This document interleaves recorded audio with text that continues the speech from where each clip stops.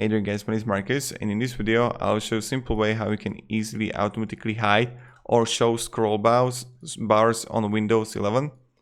So what you want to do is go to bottom, click on a start, right click on a start, click settings. So right click and settings. Now then pretty simply go to accessibility, and then you're gonna have the visual effects right here. And then you're gonna have the always show scroll bar. I have it off. You can turn it on if you want to, but this is pretty much how we do it. So yeah, you turn it on, and then you're gonna have like scroll bar or no, and then you won't have it. If this video helped you, let down below in the comments, so when other people will come, they will know it's like worth it to watch it. But this is how you can easily automatically hide or show scroll bar on Windows 11. See ya.